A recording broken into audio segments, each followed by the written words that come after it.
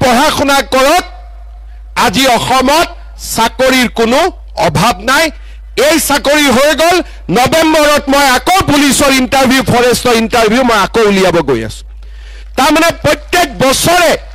চাকৰিৰ ইন্টাৰভিউ চলি থাকিব লৰা ছোৱালীয়ে পাই থাকিব লোভ কৰা নাই মোদী ডাঙৰীয়াই কৈছে দুৰ্নীতি হ'ব নোৱাৰে চাকৰিৰ নামত আজি কোনো বাপৰ বেটাই তামুল এখনো ল'ব নোৱাৰে এনেকুৱা আমি ৰাজনীতি কৰিছো না নাই আজি প্ৰথমবাৰ অসমত দুখীয়া মানুহৰ ঘৰৰ লৰাই সবজি বেপাৰী লৰাই ঠেলা চালকৰ লৰাই ৰিক্সা চালকৰ লৰাই আজি চাকৰি পাইছে এই যে ডিউটি কৰিব আহে পুলিচৰ ডেকা সৰু সৰু লৰা ছোৱালীবোৰ হিয়তক আপোনালোকে খুদিব তোৰ বাবাই কি কাম কৰে তোৰ মাই কি কাম কৰে চাকৰি কৰিব নতুনকৈ যিবিলাক লৰা ছোৱালী জয়েন কৰিছে তেওঁলোকক খুদিব তোমাৰ বাবাই কি কাম কৰে তোমাৰ মাই কি কাম কৰে কোনো ধনী মানুহৰ লৰা নাই সকলো দুখীয়া মানুহৰ লৰা ছোৱালীয়ে আজি বিজেপিৰ দিনত চাকৰি পাইছে আপোনালোকৰ লৰা ছোৱালীয়ে ভাল কৰি পঢ়া শুনা কৰক আজি অসমত চাকৰিৰ কোনো অভাৱ নাই এই চাকৰি হৈ গল নৱেম্বৰত মই আকৌ পুলিচৰ ইন্টাৰভিউ ফৰেষ্টৰ ইন্টাৰভিউ মই আকৌ উলিয়াব গৈ আছো তাৰ মানে প্ৰত্যেক বছৰে চাকৰিৰ ইন্টাৰভিউ চলি থাকিব লৰা ছোৱালীয়ে পাই থাকিব এতিয়া যিবিলাকে চাকৰি নাপাব তেওঁলোকৰ কি হ'ব মই এইটো সিদ্ধান্ত লৈছো যে যিসকল লৰা ছোৱালীয়ে চাকৰি নাপাব প্ৰত্যেক সমষ্টিত প্ৰত্যেক বছৰত 1000 কৰি 5000 লৰা ছোৱালীক আমি 2 লাখ টকা কৈ দিম যাতে ব্যৱসায় বাণিজ্য কৰিব পাৰে বেংকৰ মৰ্গেজ নালাগে একো নালাগে চৰকাৰৰ পৰা 2 লাখ টকা দিম যাতে তেওঁলোকে ব্যৱসায় বাণিজ্য কৰিব পাৰে আৰু ব্যৱসায় বাণিজ্য ভাল হলে পিছত বেংকৰ পৰা লোন ল'ব পাৰে আগতে অসমত কোনোবা এনেকুৱা কাম কৰিছিলে কেতিয়াবা হৈছিলে আজি 4 বছৰ নৰেন্দ্ৰ মোদীৰ শাসন কালত আমাৰ অসমত আগতে নোহোৱা নতুন নতুন কাম আজি হৈ আছে যোৱাবাৰ এই ফিল্ডত মিটিং হৈছিলে আমাৰ লোকসভা ইলেকশ্যনৰ সময়ত মই আপোনালোকক কৈছিলো যে এইবাৰ আৰু জিঅ' টেগিংৰ কাৰণে আপোনালোকে টকা দিব নালাগে এইবাৰ কোনে জিঅ' টেগিং কৰিলে জীৱিকা সখী বাইদেউসকলে কৰিলে টকা পইচা আগত 20-25 হাজাৰ লৈছিলে এতিয়া যদি কিবা লৈছে চাহ একাপ খাইছে কিন্তু কোনেও টকা পইচা এইবাৰ জিঅ' টেগিংত লোৱা নাই লৈছে নেকি টকা পইচা সঁচা কথা ক'ব লৈছে নেকি যিসকলক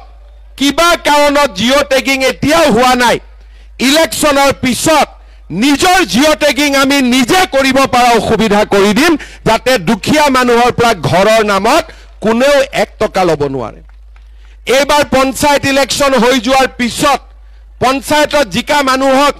মই গুৱাহাটীত মাতিম অমিত শাহ ডাঙৰীয়াও থাকিব আৰু এটাই ৱাৰ্নিং দিম কোনোবাই যদি দুখীয়া মানুহৰ ঘৰৰ পৰা 1 টকাও লয় হি জেলত যাবই লাগিব 100% দুখীয়া মানুহৰ ওপৰত অত্যাচাৰ নহব শ্ৰদ্ধাৰ ৰাইজ আজি আপোনালোকে চিন্তা কৰক আগতে ৰেচন কাৰ্ড আছিলে ৰেচন কাৰ্ড আগতে কোনে লৈছিলে যিবিলাক বাংলাদেশী আহি ইহঁতে ৰেচন কাৰ্ড লৈছিলে যাতে মানুহক পুলিচে দিগদাৰ নকৰে ভাৰতীয় নাগৰিক বুলি কয় আজিকালি ৰেচন কাৰ্ড এইবিলাক কামত নালাগে এতিয়া ৰেচন কাৰ্ডত আমি কি পাওঁ বিনামূলীয়া চাউল পাওঁ আমি ৰেচন কাৰ্ডত হস্পিটালত 5 লাখ টকালৈকে বিনামূলীয়া চিকিৎসা পাওঁ এইবাৰ মই আৰু এটা সুবিধা ৰেচন কাৰ্ডত দিব খুজিছো কলেজত বিনামূলীয়া এডমিশনৰ কাৰণে আমাৰ লৰা ছোৱালী যেতিয়া গাঁওবুঢ়াৰ ওচৰত যায় মৌজাদাৰৰ ওচৰত যায়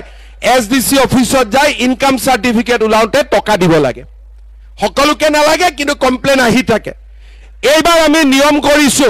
কলেজত ইউনিভাৰ্সিটিত বিনামূলীয়া নাম ভৰ্তিৰ কাৰণে কোনো প্ৰমাণ পত্ৰ ল'ব নালাগে মাত্ৰ ৰেচন কাৰ্ড দেখুৱাই দিলে বিনামূলীয়া এডমিশন হৈ যাব তাৰমানে ৰেচন কাৰ্ডত আমি কি পালো বিনামূলীয়া চাউল পালো বিনামূলীয়া চিকিৎসা পালো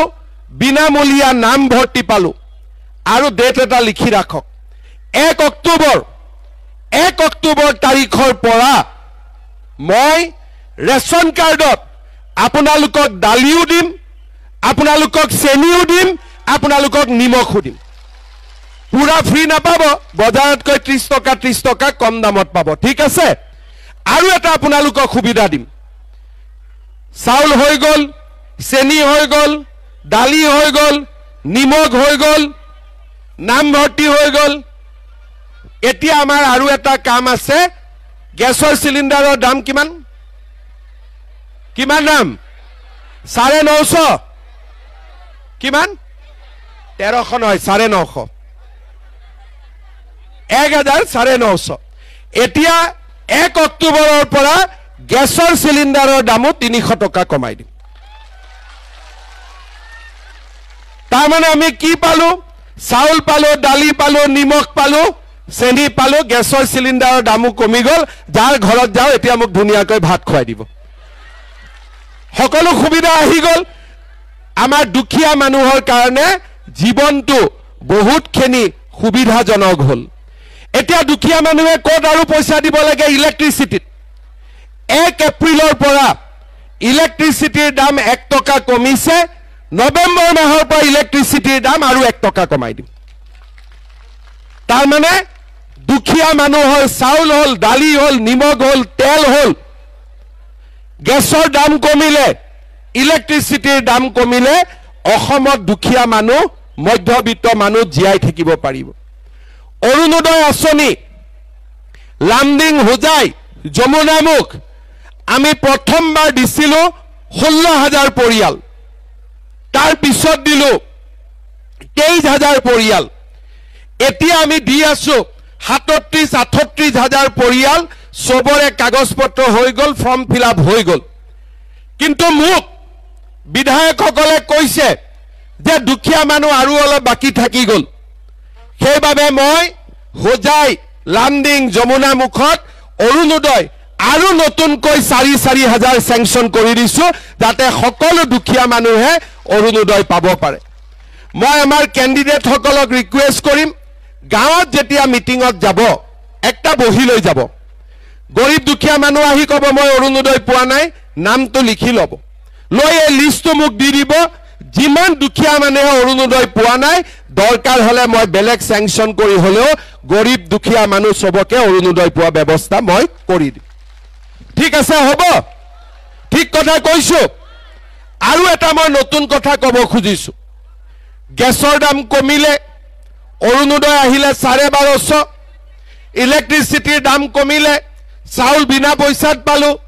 দালি চেনি নিমখ কম দামত আহিলে লৰা ছোৱালীৰ পঢ়িবৰ বাবে নিযুত মইনা ছোৱালীৰ পঢ়িবৰ কাৰণে 11 গ্ৰেজুৱেট পোষ্ট গ্ৰেজুৱেট আমি 2,500 টকা 1,000 টকাৰ পৰা 2,500 টকালৈকে আমি বেংকৰ একাউণ্টত দিছো আমি দি থাকিম এইবাৰ আমি আৰু এটা কাম কৰিছো যিবিলাক লৰাই গ্ৰেজুৱেচন পাস কৰিব বিএ পাস কৰিব বিএসসি পাস কৰিব পাস কৰাৰ লগে লগে মাক বাপেকৰ পৰা টকা খুজিব হিয়তি লাজ কৰে কিন্তু ইন্টাৰভিউ দিব লাগে বাহিৰত যাব লাগে চাকৰিৰ কাৰণে ইন্টাৰভিউ দিব লাগে খৰচ লাগে সেই কাৰণে এইবাৰ আমি ঠিক কৰিছো